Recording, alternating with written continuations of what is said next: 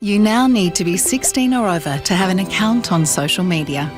It's part of a new law to keep under 16s safer online. For more details, go to esafety.gov.au. So Australia has banned under 16s from social media. It's our world's first, and we seem to be like a social petri dish for the globalists once again. But seriously, this ban doesn't seem to make much sense. It seems to have been rushed, there hasn't been too much thought behind it, and most importantly, it's not working. Now, I've got a theory, right? We'll get into the nitty-gritty in a minute. But last year, our Prime Minister, Elbow, tried to push through what he called the Misinformation and Disinformation Bill. See, he was getting memed online and he did not like it. He was getting bullied.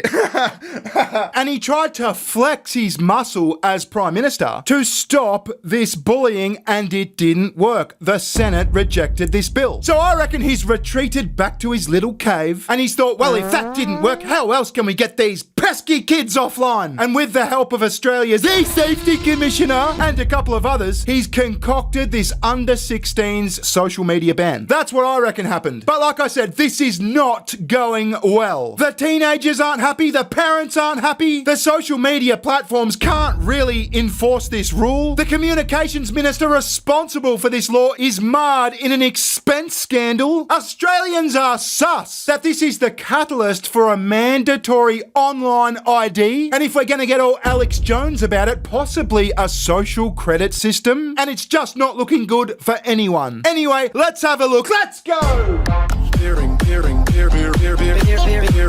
This is the day when Australian families are taking back power from these big tech companies, and they're asserting the right of kids to be kids and for parents to have greater peace of mind. Australians are taking back power. Parents are going to have more peace of mind. Yeah, okay, Elbow. This is the government, Australia's nanny government, stepping in as co-parents. We'll see a bit later when Australia's e-safety Karen was questioned in the Senate. One of her cohorts actually said that if kids watch YouTube videos on their parents' accounts, then the parents' accounts are likely to be banned. How is that giving Australians power, Elbow? Anyway, I particularly liked this clip of Elbow doing the rounds trying to big up his new law in Australian high schools. And he just gets fucking eaten by this little high school girl. It's a bad idea because we're going to find alternates anyways.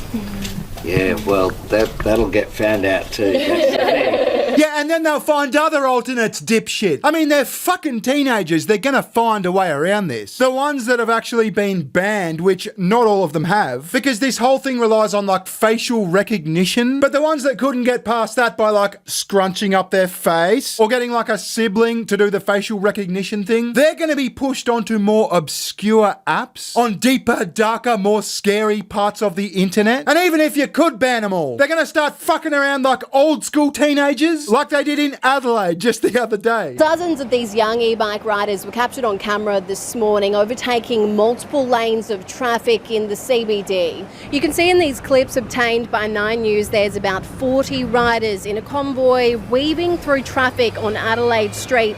Drivers forced to stop and give way to the large and unpredictable group just before midday. They were seen overtaking cars and running red lights near police headquarters in the city. See, here's my take. I think it's a good thing to spend less time on social media. I think it's a good thing for a teenager to do that. But I also think it's not the government's place in any way to enforce this shit. It should be up to parents. And I think it really comes down to how a teenager uses social media. Like, if you're addicted to the shit, then your parents should step in to curtail your activity. But the internet can be a good thing for teenagers. When I was a teenager, and this is before social media, I'm aging myself here, I ran a website all about punk bands in Australia. We had a bunch of people who worked on it. We did like reviews. We published like gig dates and all that sort of stuff. It was wholesome. It was good. It was actually a productive thing that gave me some like life skills. Now, if that were today, if I was a a teenager today, I can guarantee you that would be social media based. But then there's the whole other shady, darker side of this. See, a lot of people think this is a catalyst, that this whole thing was designed to fail. The whole facial recognition thing is going to fail, it's going to flop, and the government's going to go, oh me, oh my, this isn't working. Now we need everyone to prove their age. Oh my, you're going to need a digital ID. I mean, you say you're over 16, but we don't fucking believe you. You're going to have to prove it, sport. And with the prospect of digital ID, of course, comes the rumblings of a Chinese-style social credit system. Australia banned social media for under 16. That's not what that is. It's an internet ID where everybody gets internet ID, whether you're 85 years old or 16, and you got to go be tracked everywhere you go. That's the holy grail of the whole system. That is the mark of the beast. That is the control system. The UK's passing internet ID and saying the same thing. Oh, we don't want kids to see pornography. Yeah, right. Keir Starmer's already tracking everything you're doing. Now he wants to be able to turn your internet off and bar you access. That's the social credit score, what China's got. And the first thing they got 9 years ago was their internet ID. And then right after that, they got the social credit score. It's the implementation of that. Now, think what you want about Alex Jones, but you gotta admit, he's been right about a lot of things. The UK have introduced digital ID. Keir Starmer said you wouldn't be able to work without it. This government will make a new free-of-charge digital ID mandatory for the right to work by the end of this Parliament. Let me spell that out. You will not be able to work in the United Kingdom if you do not have digital ID. And I don't know what the UK's saying about porn websites, but I find it a bit strange that in Australia, under 16s can't go on Facebook, but one click and you're in fucking Pornhub. It doesn't make sense. Now think about that. That does not make sense. And as this whole thing has unfolded, the Communications Minister, Annika Wells, as I said at the start of this video, has been wrapped up in an expense scandal. See, it's the summer holidays, all the kids are out of school, but your kids can't go on YouTube. They can't go on Facebook, they can't go on Instagram. But her kids can go to Paris, they can go to New York, they can go on ski trips, and you're paying for it, motherfucker. She's been tasked with driving Australia's world-leading social media ban, but Annika Wells' spending habits have landed her in a world of political pain. I absolutely understand that any ordinary Australian would look in those black and white figures and have a gut reaction. I completely understand that. It's not just those figures. During a 5-day trip to the Paris Olympics last year, the well-travelled minister was granted a $6,000 food allowance. On one night, she slugged taxpayers nearly €1,000 or 1,700 Australian dollars to doze through 2 rounds of dinner. From my memory, I basically fell asleep at the table. It doesn't end there. In June, Annika Wells stopped in at a friend's birthday party during a $3,600 trip to Adelaide, and in the same month, she claimed nearly $1,400 to fly her family for a weekend at Thredbo while she met with Paralympians. I followed the guidelines on this occasion. I followed the guidelines on all of the occasions. Did your family go skiing? They did, right? Yes, they did. It's just hilarious that this thing's following her like a bad smell. While she's trying to promote this new law, she's trying to get this thing off the ground. She can't escape it, and it's really, really funny. Anyway, I just want to cut back to a Senate hearing. This happened on like the 27th of November, I think. And this is Australia's E-Safety Commissioner being questioned about this new law. See, she's not responsible for implementing this law. That was the job of the Communications Minister we just saw. The E-Safety Commissioner is like the cop of this law. She's responsible for enforcing it. So here she is being scrutinised by Senator Malcolm Roberts about which platforms are exempt and which platforms aren't. Commissioner, you have exempted Blue Sky from your under-16 social media minimum age restrictions. Yet Blue Sky is almost identical to X, as I understand it.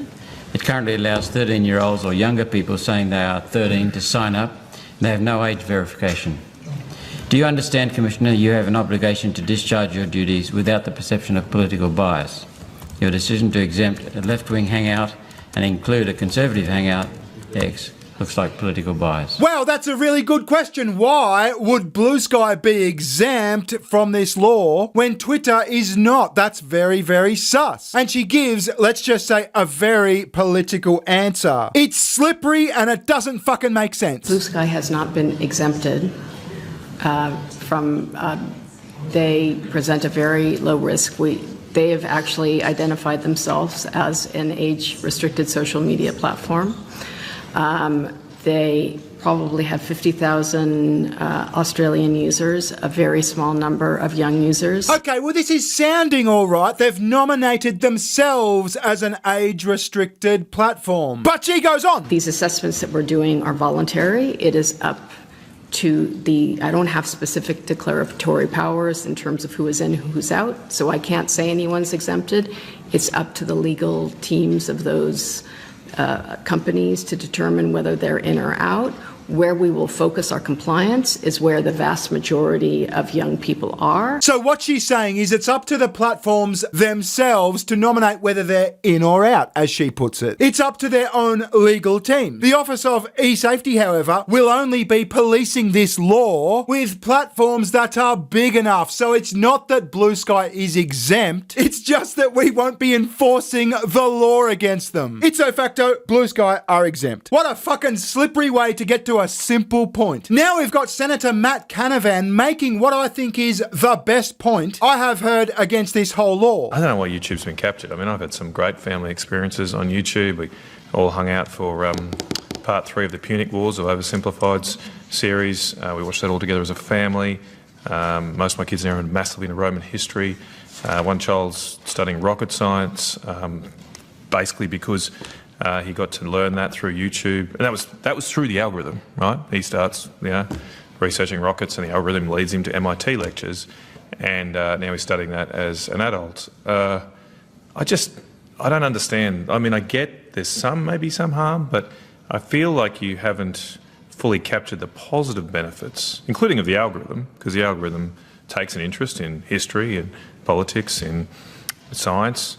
And shows you more interesting content. There's some positive elements of that, aren't there? That's a really good question. What about all the good things that young people do on social media, in particular YouTube? I mean, Anthony Albanese himself, on the day that this law came into effect, he did this cheesy fucking message to teenagers, right? Saying, it's the school holidays and instead of browsing social media, why don't you learn a new instrument? Take up a new hobby. What he doesn't realise is if I was going to start learning guitar today, the first fucking thing I would do is look up YouTube videos. Like the senator said, his son was looking up rocket science videos. Now the guy's an adult and he's studying rocket science. I mean, social media can be the kicking off point to great hobbies and even professions. So I think he asked a really good question. And the E-Safety Commissioner fucking blathers on about blue light and back posture and just bullshit. YouTube stickiness is caused by the interactive nature of our platform. Videos are initially used for quick mood management that result in excessive viewing. Excessive viewing of video watching is related to addiction. YouTube users control what they want to watch, which keeps them on the platform longer. And he stops her mid-rant with this simple question, tying in parental rights beautifully. So just to go back to what we said earlier,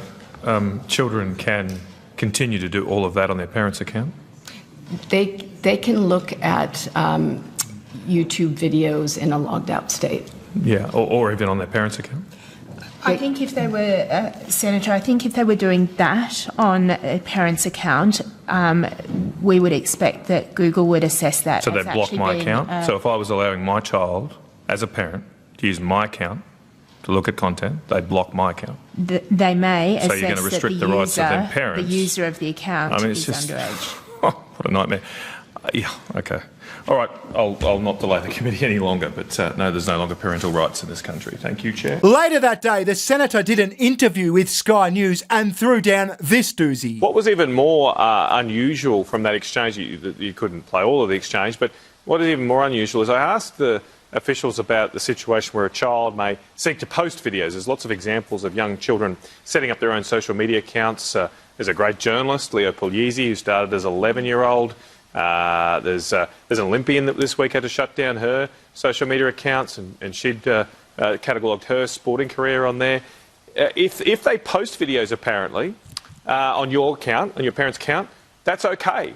So a child, apparently, this is what the officials said, could post a video on their parents' account But if they watch videos on the parent's account, as you just heard, you could have your whole account locked out. So there it is, the Australian under-16 social media ban. I'm sure I've missed a lot, but that's it in a nutshell. I think it's unworkable, I don't think it makes sense, and I tend to agree with Alex Jones. I think this is a catalyst for digital ID and possibly a social credit system. Wish us luck. If you have any comments, leave them down below or at my Twitter. It's at bear_ing. Thanks for watching, I'll catch you next time. Ta-ta, bye-bye.